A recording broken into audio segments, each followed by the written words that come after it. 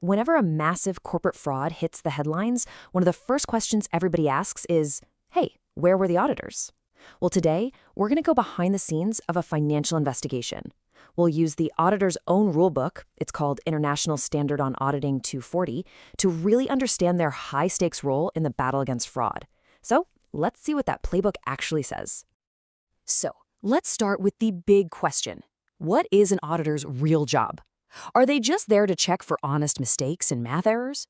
Or are they supposed to be financial detectives actively hunting for criminals? This question is really at the heart of ISA 240, and you'll see the answer is, well, it's a bit more complicated than you might think. Okay, so before we can even think about finding a fraudster, we have to understand the crime itself. The very first step in any investigation is to clearly know what you're looking for, to separate it from just, simple honest mistakes. And what's really interesting here is that according to the standard, the line between fraud and error comes down to just one single thing: intent. That's it. And error? That's unintentional. But fraud? Fraud is deliberate. This definition really gets to the core of the challenge for auditors. See, fraud isn't just a slip-up, it's an intentional act of deception. What that means is someone is actively trying to cover their tracks, to hide what they're doing, and that makes the auditor's job incredibly difficult right from the start. So for an audit, fraud gets broken down into two main types. First, you've got fraudulent financial reporting. Just think of this as cooking the books, faking sales invoices to boost revenue numbers right before the quarter ends. The second type is misappropriation of assets. This is way more direct. It's basically theft, like an employee setting up a fake vendor in the system and just paying themselves. Okay, so if fraud is happening inside a company, who's actually supposed to stop it? Is it all on the auditor? Well, the standard is super clear about where that responsibility lies. And right here, the line is drawn in the sand. The number one primary responsibility for preventing and detecting fraud, that rests with the company's own management and its board of directors. They're the ones who are supposed to build a culture of honesty and put the right controls in place. The auditor's role is different.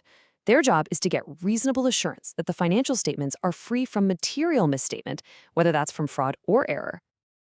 And this quote right here, this really highlights the problem. Finding fraud is so much harder than finding an honest mistake. And why is that? It's because fraud is designed to be hidden. It often involves these complex schemes, forgeries, people colluding together, all of it designed to trick the auditor and make fake documents look totally legit.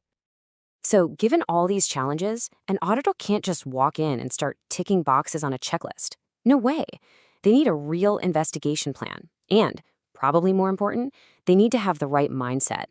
This is the auditor's guiding principle, their mantra, professional skepticism. It's such a great term.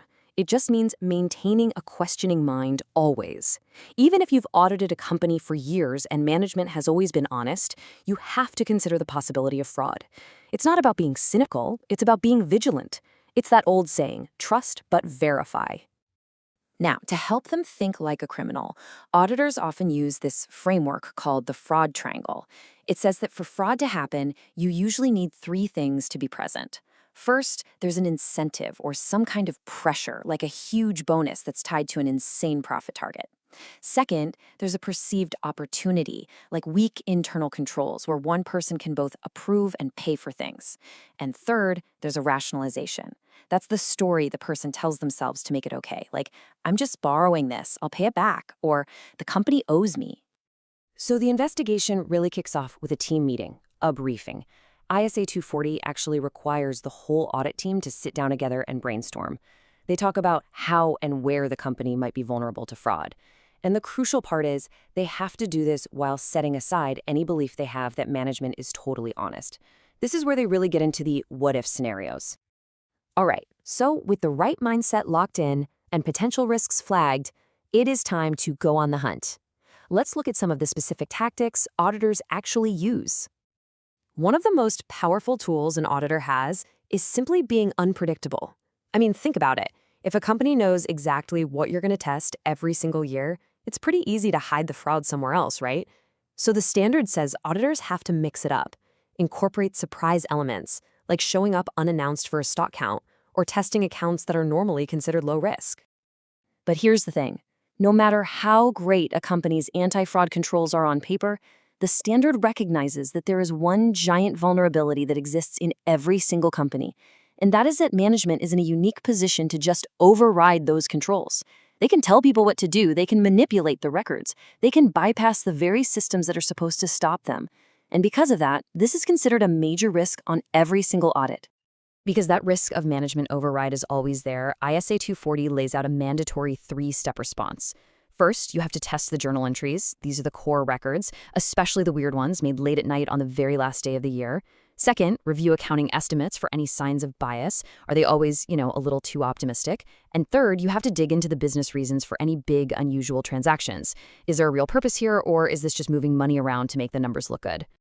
So what happens when the hunt pays off? What happens when an auditor moves from just a suspicion to finding an actual misstatement that looks a lot like fraud?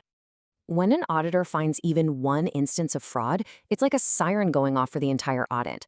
The standard is crystal clear. An instance of fraud is almost never an isolated event. It immediately makes you question the reliability of everything else, especially anything management has told you. It's the classic tip of the iceberg. Once fraud is on the table, a really strict communication protocol kicks in. The auditor has to tell people. First, they inform the right level of management, usually one step above the person who's involved. But if senior management themselves are implicated, that communication goes straight to the top, to the board of directors. And finally, the auditor has to figure out if they have a legal duty to report what they found to outside regulators or other authorities. So we come full circle. An auditor isn't a guarantor. They're not providing a 100% guarantee. They provide reasonable assurance, which is basically acknowledging that because people are good at hiding things and because an audit has limits, they might not catch everything. And that leaves us with a final, really important question. In a world with fraud schemes getting more and more sophisticated, is reasonable assurance truly enough?